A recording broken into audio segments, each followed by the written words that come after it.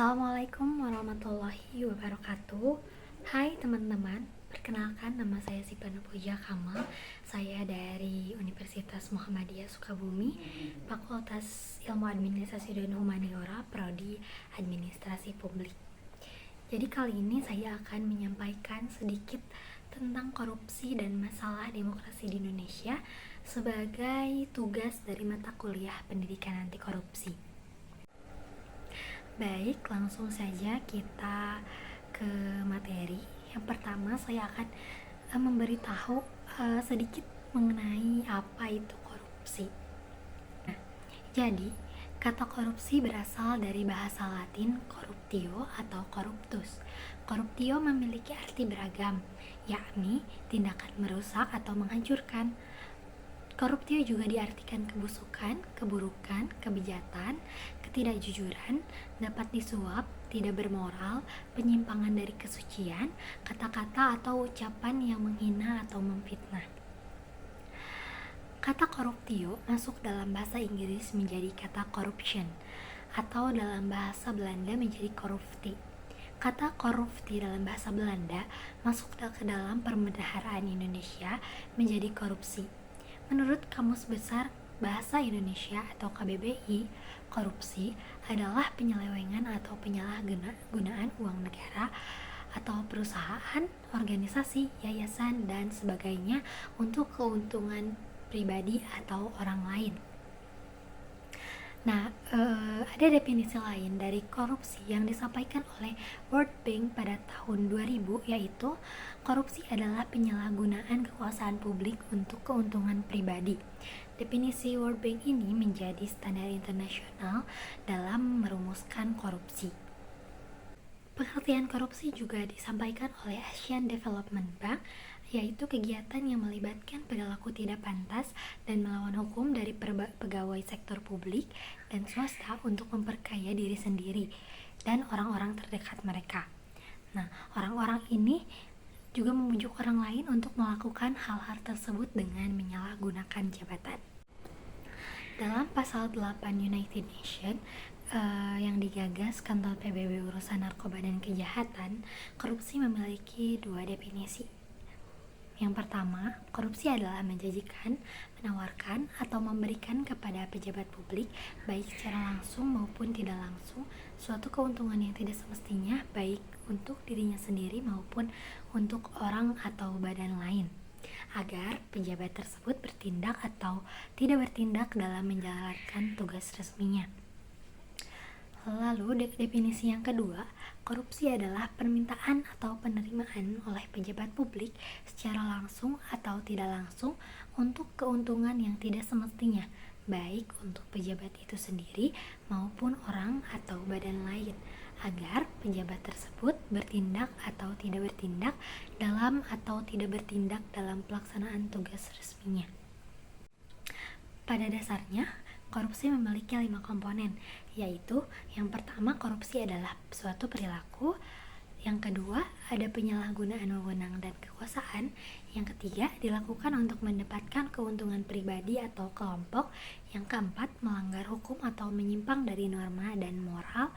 Dan yang kelima, terjadi atau dilakukan di lembaga pemerintah atau swasta. Nah, Indonesia sendiri melalui Undang-Undang Nomor 31 Tahun 1999 yang telah diubah dengan Undang-Undang Nomor 20 Tahun 2001 tentang pemberantasan tindak pidana korupsi telah mengelompokkan korupsi ke dalam 7 jenis utama. Ketujuh jenis tersebut adalah kerugian keuangan negara, suap menyuap, penggelapan dalam jabatan, pemerasan, perbuatan curang, pembenturan kepentingan dalam pengadaan, dan gratifikasi. Nah, selanjutnya yaitu demokrasi. Demokrasi adalah bentuk pemerintahan yang keputusan-keputusan penting baik secara langsung atau tidak langsung didasarkan pada kesepakatan mayoritas yang diberikan secara bebas dari masyarakat dewasa. Nah, demokrasi adalah bentuk pemerintahan di mana semua warga negaranya memiliki hak yang sama untuk pengambilan keputusan yang dapat mengubah hidup mereka.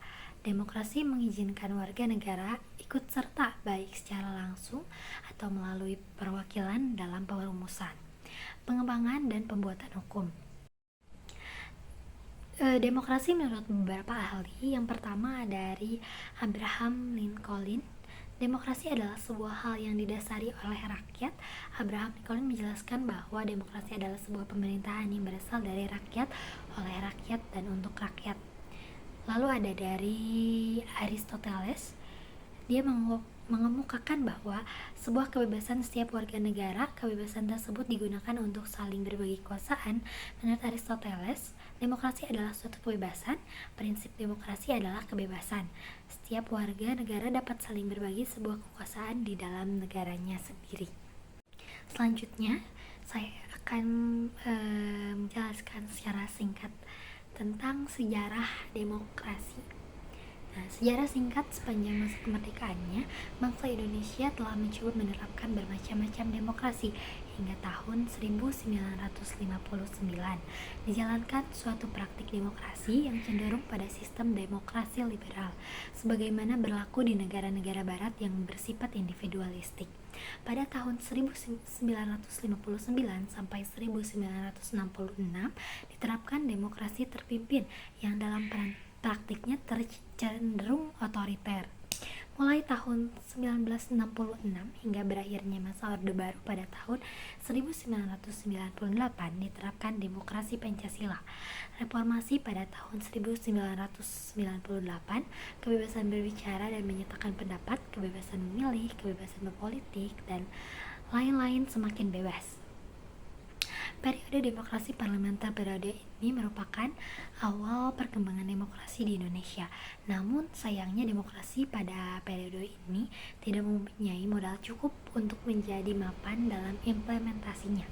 Entah dalam teori konsep dan praktiknya, demokrasi pada periode ini hanya menjadi pemersatu dan alat koalisi antar suku dan agama yang beragam di Indonesia untuk dapat menjadi bangsa. Namun demokrasi parlementer ini ternyata kurang begitu cocok diterapkan di Indonesia karena dalam prosesnya timbul banyak perpecahan politik dan partai-partai politik yang mendominasi terpecah belah, sehingga demokrasi parlementer ini digantikan menjadi demokrasi terpimpin.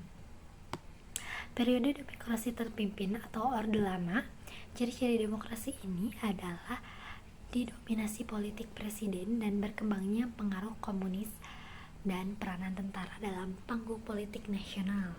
Tiga dominasi kekuasaan politik presiden pada saat itu terbukti melahirkan tindakan dan kebijakan yang menyimpang dari ketentuan Undang-Undang Dasar 1945.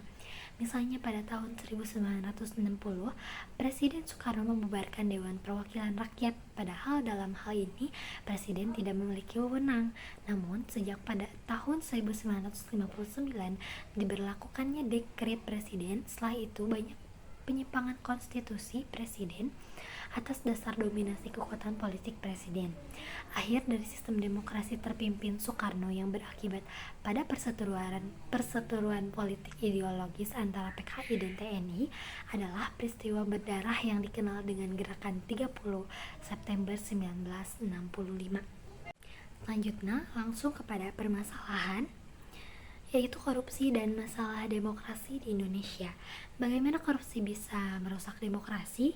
Selain itu, korupsi telah menyandera pemerintahan sehingga memberikan konsekuensi menguatnya plutokrasi atau sistem politik yang dikuasai oleh pemilik modal, hancurnya kedaulatan rakyat hingga hancurnya kepercayaan rakyat terhadap demokrasi.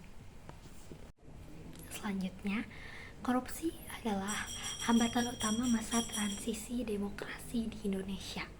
Pemberantasan korupsi, kolusi, dan nepotisme adalah isu besar yang diangkat oleh aktivis reformasi. Hal ini sejalan dengan adanya fakta bahwa Orde Baru dibangun di atas fondasi korupsi, kolusi, dan nepotisme dinasti Cendana. Dinasti Cendana merujuk pada kompleksitas relasi sosial yang saling berhubungan untuk membangun jejaring sosial yang saling menguntungkan. Jejaring sosial ini berpusat pada rumah di Jalan Cendana, Jakarta, tempat di mana Soeharto dan keluarga besarnya tinggal. Pada masa Orde Baru, semua kebijakan negara seringkali ditentukan oleh dinasti Kencana. dinasti cendana. Proyek-proyek dan program-program pembangunan dikerjakan dengan melakukan kong kali kong antar jejaring sosial yang dimiliki oleh dinasti cendana. Rejim reformasi menempatkan isu pemberantasan korupsi, kolusi, dan nepotisme sebagai isu utama, lebih disebabkan kesadaran kolektif bahwa demokrasi yang bisa mensejahterakan rakyat tidak mungkin dapat berjalan selama KKN masih menggurita di Indonesia. Namun sayang, masa transisi demokrasi yang terjadi di Indonesia tidak memberi ruang yang cukup pada gerakan-gerakan pemberantasan korupsi. Komisi Pemberantasan Korupsi atau KPK, sebuah lembaga yang khusus dibentuk untuk memberantas korupsi, hanya bertaji di awal-awal berdirinya saja. Membaca genealogi korupsi yang terjadi pada masa Indonesia modern, perilaku korupsi pada masa transisi demokrasi atau era pasca reformasi justru menunjukkan gejala yang lebih masif. Meminjam istilah al-atas, korupsi di era reformasi menuju pada apa yang disebut self-destruction. Data dari International Transparency menunjukkan bahwa indeks korupsi di Indonesia pada masa transisi demokrasi tidak pernah menembus angka 3. Data ini menegaskan bahwa pemberantasan korupsi pada masa transisi demokrasi masih menjadi pekerjaan berat. Satu hal yang harus digarisbawahi, perilaku korupsi pada masa transisi demokrasi di Indonesia menyebar merata di semua pusat-pusat kekuasaan, baik di pusat maupun daerah. Nah, mungkin hanya sedikit yang saya sampaikan. Mohon maaf bila ada kesalahan karena saya masih dalam tahap pembelajaran. Terima kasih. Wassalamualaikum warahmatullahi wabarakatuh.